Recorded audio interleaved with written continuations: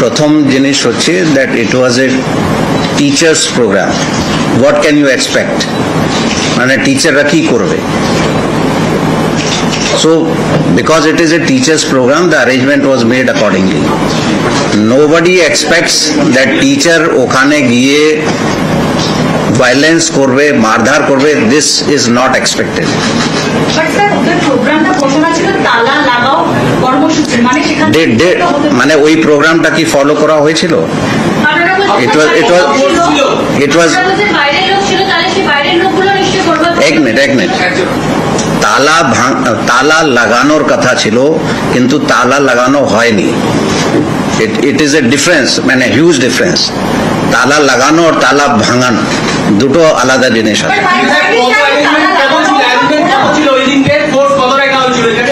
আমার কাছে exact figures নেই, ফিগার্স আমরা পরে দিয়ে দিতে পারি, কিন্তু ভিডিও যেটা দেখে মনে হচ্ছে মেবি অ্যাবাউট 10-12-15%।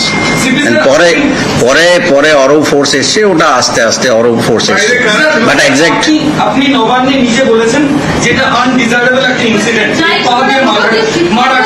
তো এই যে ব্যাপারটা যেটা হচ্ছে, আমরা শিক্ষকরা ওখানে অ্যাসল্টেড করেছে, সেই ভিডিওগ্রাফি আপনারা দেখাচ্ছেন স্যার, কিন্তু লাথি মারা স্যার, এটা কি কোনো জাস্টিফিকেশন আছে?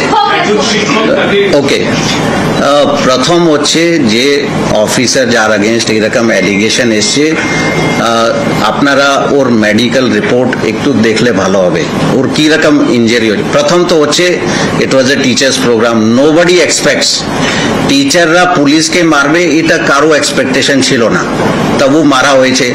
তারপরে কি রকম ইনজারি আছে, one person he was admitted in school, police person 3 দিন হসপিটালে ছিল, এখন ডক্টর ওকে বাড়ি পাঠিয়েছে, হি ইজ নট এবল, মানে he has been given bed rest because he is not able to move.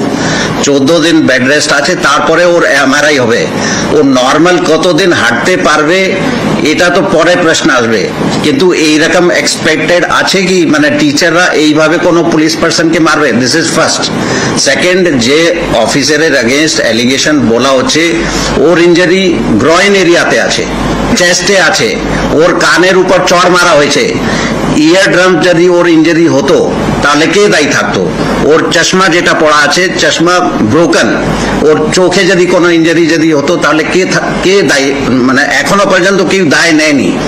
মানে সব থেকে আনফর্চুনেট যেটা আছে, পুলিশের এগেনস্ট অনেক কিছু বলা হচ্ছে, মানে বিভিন্ন রকম অ্যাডজেক্টিভ দিয়ে মানে বলা হচ্ছে, গুন্ডা আছে, ডেমন আছে, ডেমোনাইজড, brutalized, অনেক কিছু ইউজ হচ্ছে, but so far not even a single word has been said against the persons who have caused injury to the police persons. And because I am heading the police, this is not acceptable कि police के केउ injury करबे तारपरे police कोनो action नेबे ना। As far as his action is concerned, যেটা আপনারা বারবার ইস্যু করছেন, আমি আগে বলেছি, আমি আজকেও বলছি, that action is not desirable, and তার জন্য ভবিষ্যতে এটা না হয় তার জন্য বিভিন্ন রকম স্টেপস আমরা নিতে বলেছি।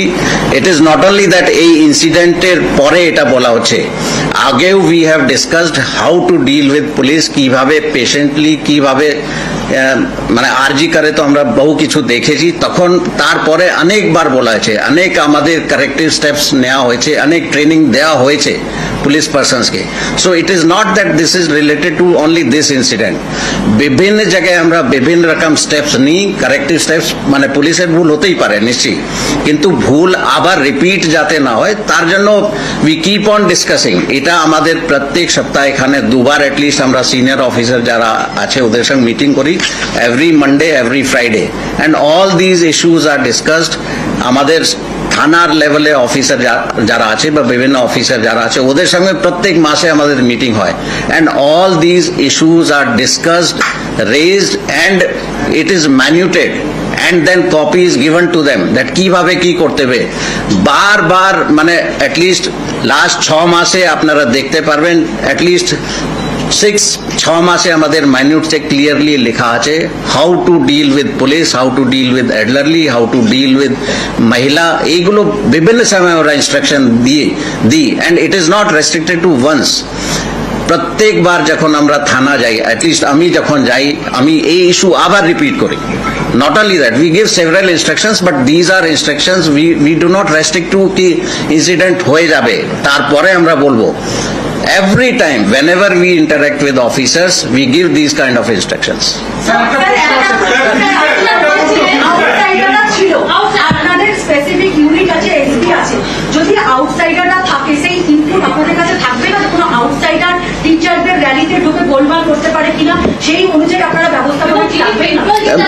See, at least আমাদের কাছে যতটা ইনফরমেশন ছিল ইমিডিয়েটলি, মানে যখন আমি যে খবর পেয়েছি আমি সবাইকে অ্যালার্ট করলাম দ্যাট এইরকম একটা প্রোগ্রাম হতে পারে, সেটা তালা লাগানো নিয়েই ছিল অ্যান্ড ইট ওয়াজ এক্সপেক্টেড, মানে যে প্রোগ্রাম ছিল দ্যাট টিচার্স উইল বি দেয়ার।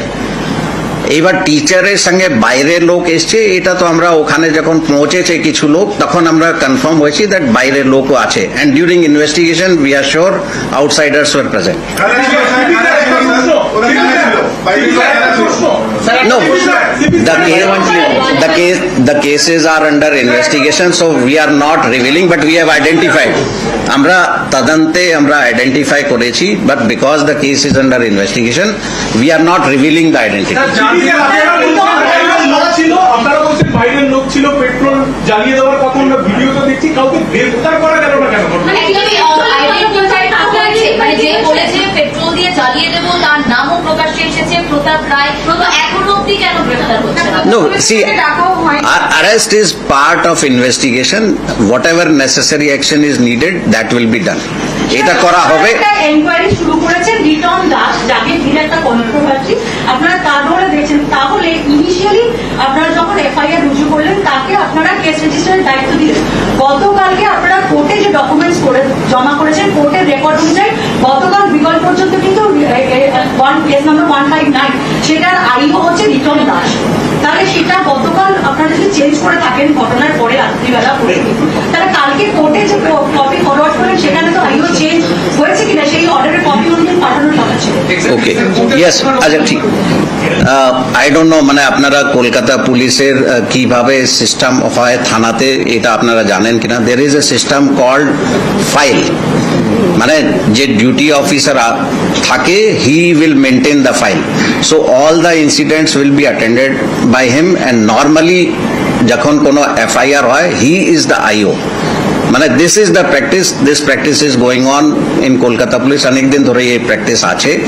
সেই হিসাবেই কেসে যখন রেকর্ড করা হয়েছে he is recorded and he was the IO, কিন্তু পরে আইওকে চেঞ্জ করে দেওয়া হয়েছে, মানে অ্যাজ পার, মানে এটা শুধু এই কেসেই হয়েছে এটা নেই, এই this is a normal practice. আগেও বহুবার, মানে if you see the history, আমরা জানি অ্যাটলিস্ট দ্যাট যখন দেখা হয় দ্যাট আইওদের উপর চাপ আছে বা অন্য কিছু আছে, this is done maybe on the same day or next day, whatever is done, but it is not the rule that ওই আইও হবে ওই তদন্ত করবে, চেঞ্জ করা হয়, বহুবার চেঞ্জ হয়েছে and this is a normal practice, অনেক দিন ধরে এই প্র্যাকটিসটা আছে। না, কোর্টে তো যখন আমরা এফআইআর রেকর্ড করছি that we have to send ইট, মানে ওটা যে চেঞ্জ হয় এটা পরে হয়, মানে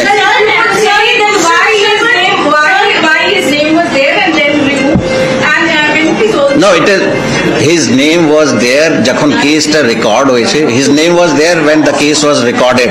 He was the duty officer at that time and Kolkata police, they have a system of file system যাকে আমরা বলি, that system is there. In the file system, the duty officer, whoever is the duty officer, he will be the IO of the case. Later on, depending on different kind of situations, maybe হয়তো একটা IOর উপর প্রচুর চাপ এসছে, so these cases are redistributed and endorsed to other officers for investigation. In this case also, he was the recording officer of the case, he was the initial IO and later on he was changed. ठीक है? सवाल है, कल जब वक्फ protest हो रहा था पूरे शहर में, See, my request will be that please limit yourself to the Kasba incident. We'll handle the other issues later on. जब ऑलरेडी पुलिस के प्रेजेंस में कुछ प्रोटेस्टर्स फोर्स कर रहे हैं झंडा निकालने के लिए बस से, आपके पुलिस पर्सनल खड़े रह रहे हैं वहाँ पर और वो कुछ भी नहीं कर रहे, ऐसा वीडियो नहीं, वो इशू जो है डीसी सेंट्रल के नजर में है and she is looking into that, उसमें भी हम लोग जो भी लॉफुल एक्शन होगा that will be done. Thank you. পরিবারের সকলের সুস্থ থাকার একমাত্র ঠিকানা কাঁচরাপাড়া পলিক্লিনিক বা নাইট অ্যাঞ্জেল নার্সিং হোম। কেনাকাটার একমাত্র ঠিকানা আগমনী বাসন্তী। মনের মতো খাবার খেতে হলে চলে আসুন কাঁচরাপাড়া নিউ কেবিনে।